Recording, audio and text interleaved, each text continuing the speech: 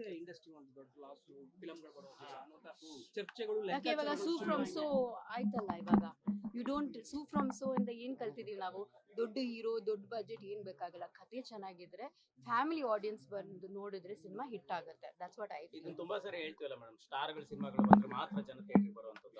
ಅದು ಸುಳ್ಳು ಅಲ್ವಾ? ಬಿಕಾಸ್ ಸೂ ಫ್ರಮ್ ಸೋ ನೋಡಿ ಅದ್ರಲ್ಲಿ ಎಲ್ಲಾ ಹೊಸಬ್ರು JP ತುಮನ ನಮ್ಮ ಸಿನಿಮಾದಲ್ಲೂ ಮಾಡಿದ್ದಾರೆ ಅಂಡ್ ರಾಜ್ ಬಿ ಶೆಟ್ಟಿ ಅವರು ಪ್ರೊಡ್ಯೂಸ್ ಮಾಡಿದಾರಲ್ಲ, 3 ಜನ ಪ್ರೊಡ್ಯೂಸ್ ಮಾಡಿದ್ದಾರೆ.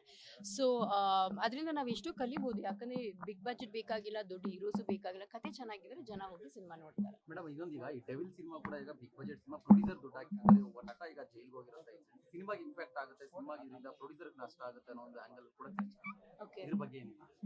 ಅದು ಸರ್ಕಮ್ಸ್ಟಾನ್ಷಿಯಲ್ ಅಲ್ವಾಪ, ಅದ್ರ ಬಗ್ಗೆ ನಾವ್ ಏನ್ ಹೇಳಕ್ಕಾಗತ್ತೆ. ಅದು ಆಗಿರೋದಾಗಿದೆ ಅಂಡ್ ಸುಪ್ರೀಂ ಕೋರ್ಟ್ ಜಜ್ಮೆಂಟ್ ಕೊಡ್ಲೇಬೇಕು. ಸಿನಿಮಾನೇ ಮುಖ್ಯ ಅಂತ ಅಲ್ಲ, ಸಮಾಜದ ಬಗ್ಗೆ ನಾವ್ ಯೋಚನೆ ಮಾಡ್ಬೇಕು. That is important.